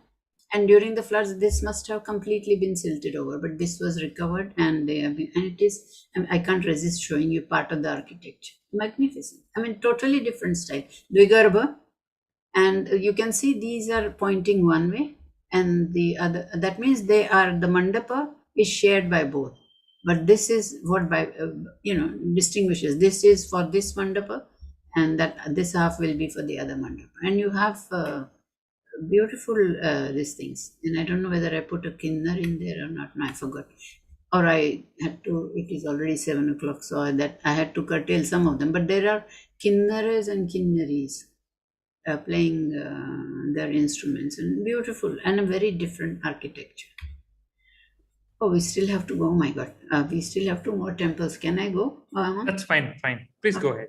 Okay, so this is now it has been destroyed divided into Hingoli and Parbhani, but this is where that Aundha Nagnath temple is there. Again, I'm bringing out aspects that you would not normally notice.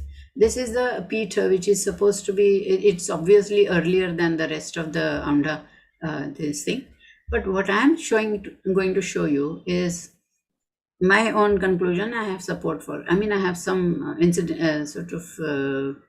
related support for what I'm saying, that this, the steps leading to the 3 portraits around Naganath have a remarkable scene on the wall, that is like the balustrades or enclosing the steps. All the 6 wall surfaces portray a woman mounted on a horse leading a phalanx of elephants. The woman's face is vandalized, but you see, some of them I have shown you. This is the woman riding a horse leading a phalanx of elephants. A woman on a horse leading a phalanx of elephants, and these are fighting elephants. These are not processional elephants. Again, so there are 4 of them, and I'm saying that this woman represents the Hathi Sahini, because there are inscriptions. This is Bhagala Devi, Singana 2 is cited here. He is still before they become Yadavas of Devgiri, but he was a very powerful monarch, and in his reign, a lot of this you can see. Now, there is an inscription from Akkalkot Taluka where the lady Sahini Bhagala Devi is mentioned. Now, Sahini is for a female officer. Hathi Sahini would be the female officer in charge of elephants. Another one also mentions, now you notice from this to this, she has progressed. She is Sarvadhikari. She has risen higher. She has become Sarvadhikari. And this seems to be common because at Ambezogai, which was where a lot of these Singhanas, Senapatis, Koleshwar, etc. have built their temples. This has what is now known as Sangeet Masjid, was originally a Surya, this thing. It was Bhogaditya Deva Matha, and there is an inscription, and that was donated by Patta Sahani. Sahani is the male version, Sahini is the female version. That means it was customary for the officers of the Yadava kings to donate temples or to monasteries. And this is that Aundha Naganath temple. It is huge. These are temples, these are spires, probably Ahilya Devi's reconstruction, but look at this. Its Peetha is definitely older, and these are later. The sculpture quality tells you, but what are these? On the Bhadras, you have these images, which are obviously later editions. You can feel that the recessed Bhadra image must have been there, and these were probably on these brackets, these Surasundaris. But what are these? This is on the East Bhadra, similarly on the South Bhadra. And then I have taken these 3 Bhadras and I put them together. South Bhadra is a 2-armed image. It cannot be Shiva, because Shiva will not sit on a Shiva temple with folded hands. But this is an aspect of Shiva which is on the south. This is also aspect of Shiva on the east. This is the aspect of Shiva on the north. And what are they? It is just my conjecture that perhaps they were put there to protect the temple from the invaders.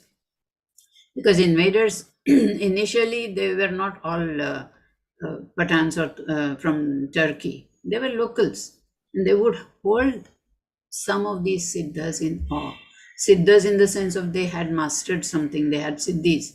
and they would be scared of them. They would be, therefore putting them there was perhaps a way to strike fear into them. And my conjecture, I have no proof for it, but anyone else wants to contest it can tell me why two-handed images that look like Shiva's aspects are there. They are definitely not Shiva. What are they? Anyway, another important image at Aundha. Aundha is definitely somehow connected to the Amar the Bhairava, because there are Tamrapatas, etc. found that mention Amar the Tirtha, and this is Amar the Bhairava. The image is Amar the Bhairava. Notice, this is not the kind of Bhairava where he holds it by the jatas, and usually you have a pendant Naramunda. It's not like that. The skull is sticking to his hands. And this is what is described as what happened to him. When he cut off the head, it stuck to his hand, and then it would not come off until he went to the Papamochana Kshetra or something. But anyway, this on the side is a probably a Natha ascetic with a kingari, because that is the thing they always carried, and Surya is there, and the yogis are there in Aundha Nagnath. But this is important because it's a very unusual image. And this is the Puranic story. So I've said just what I've already explained to you. And this is another thing, because this is a Natha Sampradaya, it is now democratic and there's no hierarchy. And here you have a Kartikeya with the Sadhaka and Sadhika, but both are the same size as Kartikeya. That is important. And because so many things tickle me, this is an image of Shadanana. It is in the Vindhyavasini temple at Chiprund. Vindhyavasini is the Kuladevi of the Kokanastha Brahmins. And what tickles me is that normal times, this one has to wear a burqa, because the Sumangalis cannot visit a Kartikeya Swami temple. And this is their Kuladevi. And they will go to the Kuladevi. So they put him in a burqa. They shout, I'm calling it a burqa. It's just he is covered otherwise. But this is very nice, and you can see from the style, it is not local. Whatever, but it is close enough to the southern, there was enough exchange between the dynasties. So, and this I have to show you, because I have to show you all the Shiva Mandirs, and this one is also called a Shiva Mandir. Very easy to convert any Mandir to the Shiva Mandir. You can just remove the main image and replace it with a pindi. So this is not really a Shiva Mandir, but I think it represents the Pancharatra, because this is what it is. When you look at the Janga, the Bhadras have Vishnu avatar. That means this is Gajendra Moksha. Here there is Varaha. On the other side you have Narsimha. But other than the Dikpalas, you have the Vyuhantara Shaktis. Like Vyuhantara Vishnu, like if you have Vasudeva, you will have Lakshmi. These are given in the Agamas, the corresponding Kirti for Keshava and so on. And in the Pancharatra, Paravasudeva is like Parashiva. He is formless. He doesn't do anything, but it is because Lakshmi, she appears and creates the world. So therefore, it is this that is being shown here, because the whole lot has 24 projections, and they have these, because this you can identify them from the krama. That means what they are holding. I think this one, has a better, no, I haven't got it. But anyway, this she has a chakra in the top hand here. And so you can identify what they are. I've written here, a Padma Chakra Shankha Gada. That means it would be Uma. And this would be Shankha Padma Chakra Gada. Then she would be the Shakti of Padmanabha, that is Shraddha, and so on. So it is a very unusual temple. And this is another loose image found at Divyagar. And it is, you can see from the style, it is not local. Its name is Rupa Narayana. Locals call it Rupa Narayana. And Rupa Narayana was the Biruda of a Kolhapur Shilahar. And Kolhapur Shilahars were a lot of mixture of Kannada, that is Therefore, it is possible that this is Karnataka influence, this thing. But regional, it was meant for a temple here because here Parshurama is large. You have Narsimha, Varaha and all that, but they are small. Parshurama is large because this is Parshurama Bhumi. Konkan is Parshurama Bhumi. And so, therefore, even Buddha is there, but they are small. And the style, what I keep saying, is that this is Vishnu from another place, Ketaki Bivli. Now, there is Mardava in this. The Garuda also, you can feel, he has his bhakti, you can see through. It's not that like that Rupa Narayana. So, and this is again Ambarnath, amazing thing. On the north beam, 14 feet above the floor, where you can't really look, I mean, you can't even notice them. The Karotaka Vitana is there at the bottom. There are, because it is the north, this is the Vamadeva face, Vamadeva aspect, and therefore you have the 12 forms of Vishnu. There are 7 on the inside and 5 on the other side.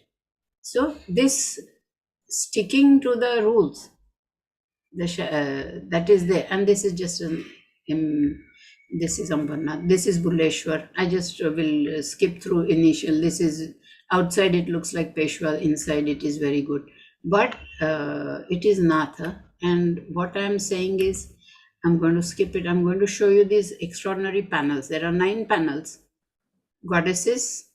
They are not matrukas, but central one larger, both sides smaller. This is Vainayaki. Similarly, same 9 panels, and the yogis in the volutes. So this has definitely something to do with Natha Sadhana. And this is what clinches it. This is the 10th one is Bhairava. And this is also larger, and either side are smaller.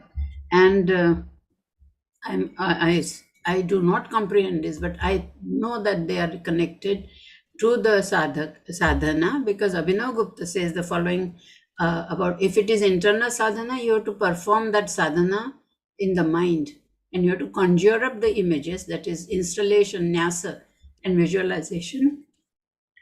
And because any temple, the sacred art is linked to the philosophy and the ritual practices, and therefore, just as in Kandariya Mahadev, it is Shaiva Siddhanta, Lakshmana temple is Vaishnava Pancharatra. Here it is, I think, I'm sure, I don't know how, but these triadic panels are part of the ritual process. And I'm only going to end with the illustration from Professor Alexis Sanderson's, with his permission, about mandalas and agamic identity in the Trika. And there you have this. You have para, and you have apara, and you have parapara. And their things translate the qualities of para. She is the supreme, and the other one is Aghora, and this one is kind of in between. And okay, one second. I just want to show you that this is there, that this is, this side you have Damaru and Trishula and Panapatra. Here you have Katyara, Scimitar, and a Khadga, and Kapala, and you have a Naramunda. That means this is Aghora, this is the supreme, and this is in between. So I come back to this, that we have Ellora, we have Kaneri, we have Elephanta, but the whole of Maharashtra, one Daivat is Vithoba. And he is a simple 2-armed image, and there is a Shivalinga above his head. So this is again Harihara Aikya. So thank you. I've taken a lot of your time, but I hope it was okay. Thank you very much, Dr. Kanitkar. It's been a fascinating journey. There's a whole lot that I have no clue about, which I'm seeing for the first time. Despite seeing a reasonable amount of iconography of various forms across the country, it just tells us that there is more that we don't know, yes, than we can ever know. Yes. Shall I turn this off? Yeah, you can close the presentation. I will not get out of Zoom, no, with this. Yeah. We can let's yeah. So let's have. I have a few questions, sure, which I would like to ask you. Sure. One of the okay, I have a few questions which I will quickly ask. Some of the questions that some of the viewers have asked. One of the you covered so much, in fact. So let me just Rajaram wanted to know because you mentioned about Naga kings, Naga clan. So he wants to know which region does the Naga, do the Nagas belong to? Too many regions claim about Nagas. No, this one is, this has a Puranic reference. They call them Vaideshik. That means Vidisha. There were 6 Naga Vamshas there, but they are not Naga Vamsha, they are Naga Vamshas. Okay. And one of them is Bharashiva. They carry the linga on their shoulder. I think Ellora, no, one of the caves has that image where the Shiva linga is shown on the shoulder. Right. So they have that particular, and this was Padmavati was their capital, which is now modern day Pavaya in Gwalior state. Yeah, interestingly, this Bharashiva, there's a version of that in one of the there are I think 2 or 3 temples in Tamil Nadu where Shiva is shown carrying the linga on his shoulder, which is really very interesting version. There's one in near Pudukkottai, a place called Moovar Kovil or Kodumbalur. Kodumbalur is the place. It's now under ASI and there's no worship at the temple. Supposed to have been 3 large temples, one of which is now completely gone. There are 2 temples, in which you can see one in which Shiva has the linga on his own shoulder. Okay. So it's a so Bharashivas, were they all carrying as part of their body a Shiva, a linga on their shoulders or body all the time? I have no idea. Okay. They are mentioned, the inscription mentions it as Bharashiva. Okay. And Bhavanaga and...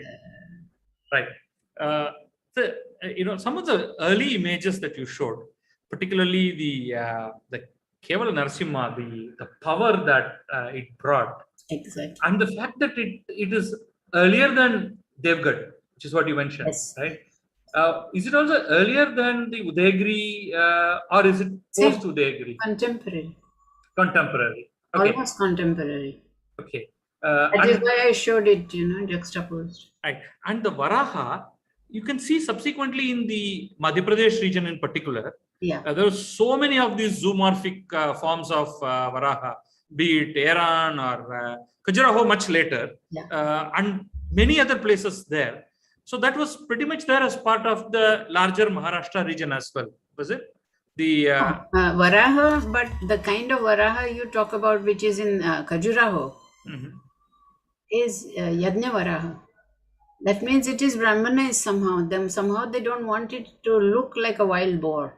Okay. And they have so many things inscribed on them. Even Aaron is also, even much older, probably 100 years after the one that you showed, where this idea comes that of, I think, Toramana's period thing, where the 4 Vedas are brought in and the whole body is filled with, everything. So that's sort of immediately after the pure standalone Varaha, in a sense. Standalone, just Varaha. Yeah. Because very few Varaha you see without anything on their body. Even in Maharashtra, the smaller temples have these Yajna Varahas. Okay. Many of them in the loose sculptures, you can see them. Yeah. But not this Varaha. Interestingly, there is one in Mahabalipuram, which probably 200 to maybe 300 years later of the Rajasimha, the Narasimhavarman II period, which is just a standalone, not the Yajna-Varaha, the pure simple boar type. Okay. Right? Again, by constantly seeing presentations from different parts, you can sort of see the, link, connection, similarities, etc. And this is there in the shore temples complex. There's a very large region around the 2 shore temples that you see at the center. Yeah. There is a little, a little submerged region where there are a bunch of loose sculptures, one of which is the Varaha, and the Narasimhavarman II's Birudas are all written around that. There is also a very unique little temple there. it's a fascinating place. I mean, if you can come there, you should come and see it. Beautiful Varaha there. That's the zoomorphic, not the Yajna Varaha type, basically. Wonderful. Particularly the Narasimha image is so strongly ingrained in my image, and my mind. I cannot take my mind off that. There's a question from Alkesh Zaveri. Yes. Says, I see Gajalakshmi start from west in Maharashtra till east Orissa and Bengal. How much can her influence be over the area? But actually, this question, I don't know whether it is a right question, because the Gajalakshmi's influence is all over India. I mean, you can't really say whether it started in one place, because you have very old Gajalakshmis, not just in the Brahminical Hindu temples. It's there in Jaina temples. It's there in Buddhist chaityas and viharas. So it's there everywhere. So I'm unable to understand this question. Would you like to say something about this? I think it is. I mean, he seems to think that it originated, the Gajalakshmi idea sort of originated in Maharashtra. And spread. It can go back to Sri Sukta, I think. I think the correct person to ask the question is Dr. Sangeet. Okay. I mean, but irrespective of where the, let's say the, in the shlokas or in the script, it might have started somewhere, but iconographically, I guess it's, you can see it from the earliest times. Right at even at Buddhist and Jaina, worship places, you can see Gajalakshmi. So I know I'm unable to understand this question. No, yeah. Basically, it is prosperity that they are looking. Right. When that becomes important, it becomes important. Okay. But I cannot answer that question. Okay. This one question I have, where you showed a Matrika image with the child and the child basically sort of jumping out, but you said it is somehow related to Vajrayana. It is. But isn't the general Saptamatrika idea is the complete Brahminical idea? And no, I mean, in the mandalas, they have these Matrikas also. In the Buddhist mandalas, okay, they are included. The standard, the same, the Indrani, Kaumari, Maheshwari, Brahmi, the entire. And Chausat Yoginis, there are Matrikas are there. Right. That is part of the, that's every eighth is basically the, 7 Saptamatrikas and the 8th being, Mahakali. Now, is that, again, I thought it was completely a Hindu concept. It was the Ghanta and the Vajra. That Ghanta has a Vajra on top. Vajra and Ghanta. Okay. So that is a typical sort of symbol of Vajrayana. Okay. Vajrayana Buddhism. Okay, fine. There's a question from Uma Senthilvel. Says, may I know the earliest Tripurantaka form of Shiva with inscription from Maharashtra before 5th century CE? Now that's a very, very, very specific question. I think 5th century, there is hardly any. The only things temples I know of are the ones at Ramtek. Okay. And they were not evolved enough to have jangas on which these Puranic stories could be there. Elephanta, of course, is 6th century perhaps, but there Andakantaka is there, and Tripurantaka I don't think is there. But who's that? One of the German scholars works on Tripurantaka, and he says that it is usually depicted on in the direction from which you are expecting enemies to attack. So therefore, it has that symbolic. But I don't think there is anything 5th century in Maharashtra with Tripurantaka. And even in Ellora, if I can remember, there is only one depiction of Tripurantaka in the entire set of caves. That's what I can sort of remember. Yeah, but it's 7th, 8th century, later, not 5th. Yeah. Okay. Back to other questions. Yeah. Now, you talked about Brahma and that Brahma must have had a temple. Again, we see in the early part of the Pallava, early inscriptions of Mahendravarma Pallava, which is about, let's say, the 6th century period. You have Brahmeshwara Vishnu Griham. So the idea of a triple temple with Brahma also having a shrine was very much there. Yes. But it does go away after that. Certainly in Tamil Nadu, in southern India, including Karnataka and Andhra, you don't see shrines, though clearly during the Pallava period that mention is very much there. Right? So there is certainly something at play where there is, the vanishing of a Brahma temple. The stories get built up. Actually, Khed Brahma has a Brahma temple. Even in Delmal, there is a Brahma temple. I mean, still there. But they are assimilating, they're adjusting to the situation, because Khed Brahma on the 3 Bhadras, all 3 Bhadras Brahma, but on one his Vahana is Nandi, on the other is Garuda, and the men will have Swan. So Brahma therefore is seen as an embodiment of Vishnu. Whatever, I mean, everybody had to prove that theirs was the god. Right. So in Delmal, the Brahma temple, the Brahma shrine, has a Brahma and Savitri on the main Bhadra. They have Vishnu and Lakshmi on North Bhadra and Shiva Parvati on the. So they are assimilating, they are adjusting. Interesting, very interesting. This I had not heard before. Okay, so back to the earlier question of Alkesh Zaveri, where he was talking about Gajalakshmi.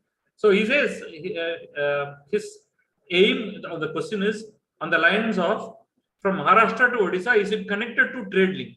Because it's the goddess of wealth and therefore of traders. Does it indicate some kind of a trade link? I haven't really looked. I mean, I have not really. I mean, that would have to be a research project where you go looking for that Gajalakshmi on the trade route.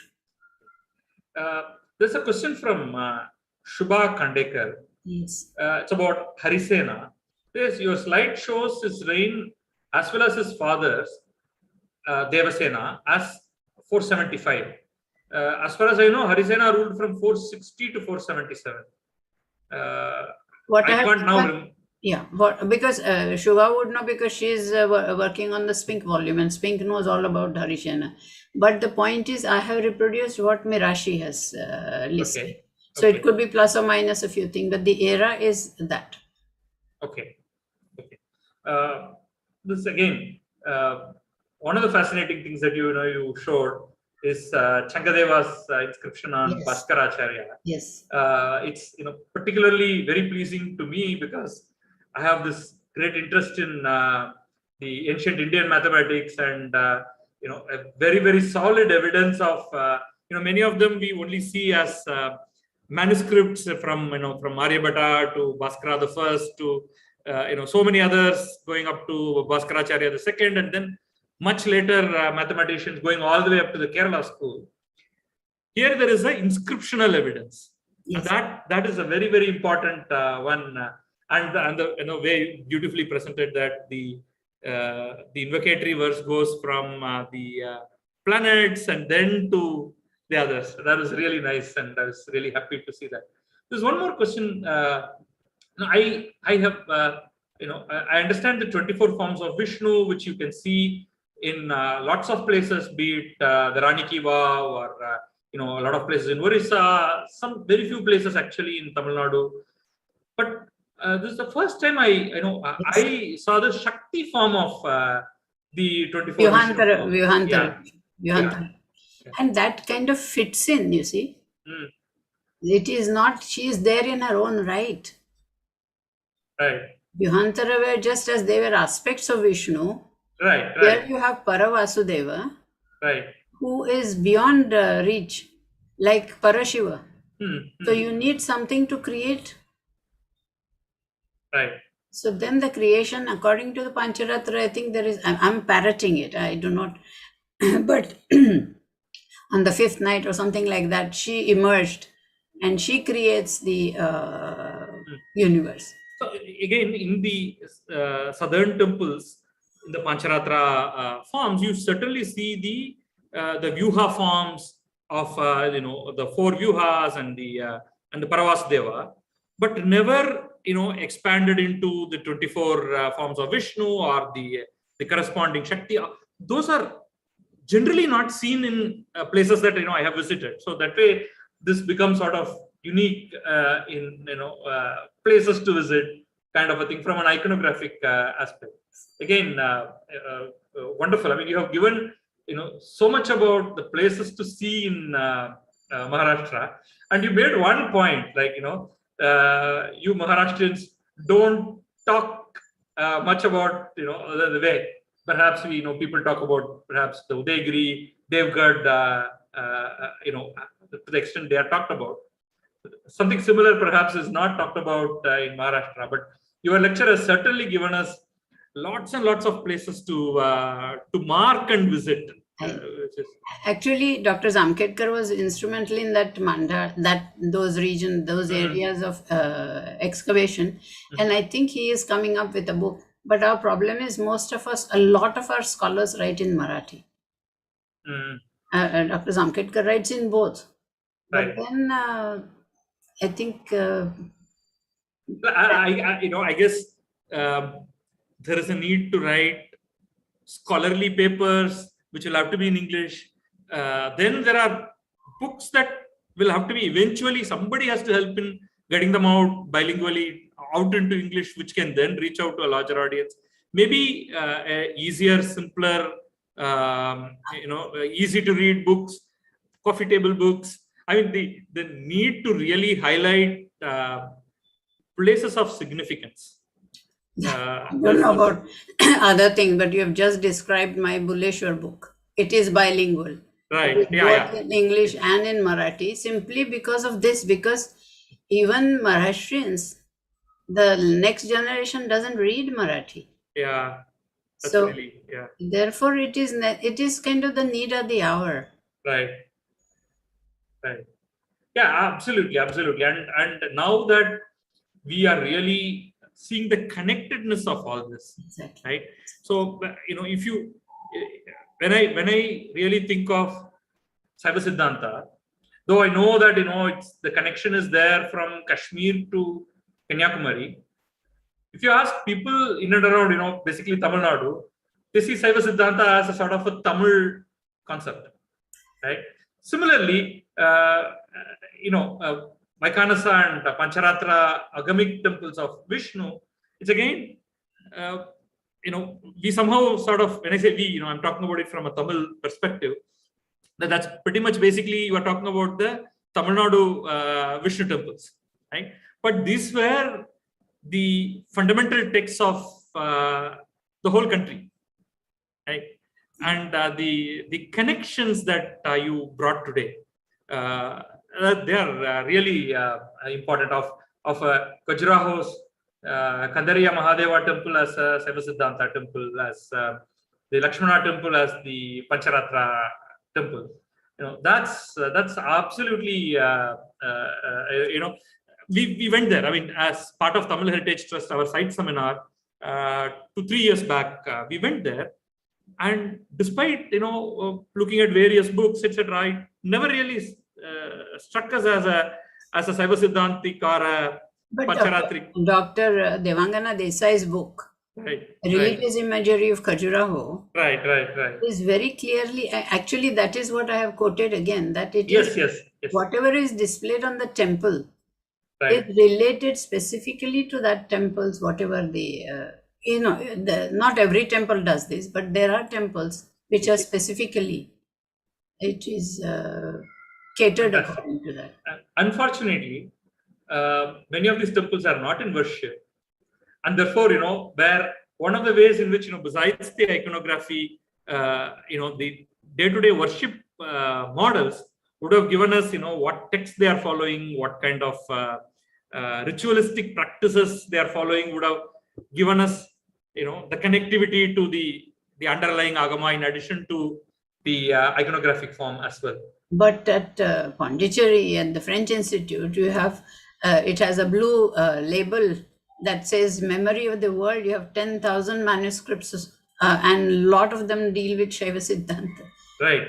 And actually, I learned whatever I could use for interpretation was a book by Richard Davis. He spent he has written The Oscillating Universe. Right. That is the book where you you are centrifugal, centripetal, both. That means you start from the outside, start from the macro, you go into the formless, and then again when you emerge out, you come from the formless into the manifest.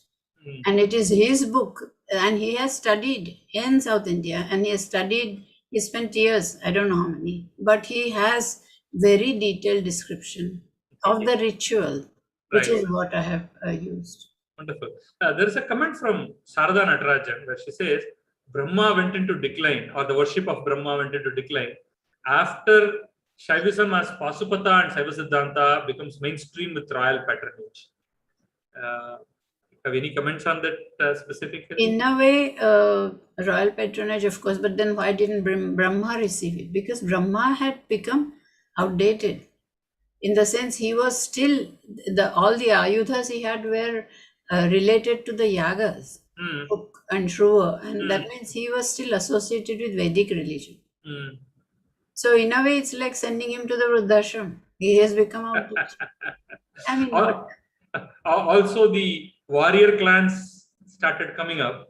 You therefore started relying more on an aggressive slaying Shiva or a Vishnu with this chakra, Shakti with all her ayudas.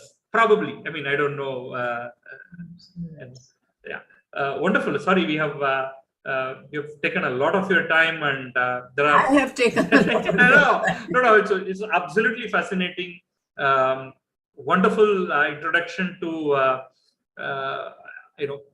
particularly the large region of Maharashtra. It's a very, very large state, and you only took 5-6 places within that, and that itself has so much to offer. It's.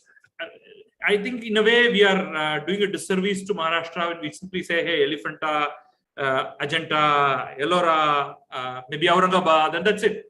Are the modern new temples and Canary. Even Canary, actually, despite the number of caves there, and that it is situated pretty much in the middle of Mumbai. Very few go there because to understand the Buddhist, iconography and the stories, not many people know. I mean, you may be a casual visitor, but to really understand, each of the caves, that takes a lot of effort. Anyway, I think in a way what you are doing with Tamil heritage, Suraj Pandit is doing it for Kanadi. Right. Yes. Yeah. Great. I mean, he gave us a lecture a few months back. Thank you, Dr. Kanitkar, for an outstanding lecture. It really opened our eyes. Once again, thank you from Tamil Heritage Trust. You have any final words? With that, we can close this one. Sorry? You would say, you'd like to say anything? So final closing remarks. I'm happy. Sure. Thank you. Okay. Bye. Bye. So we'll meet again next month with another lecture from Tamil Heritage Trust. Thank you.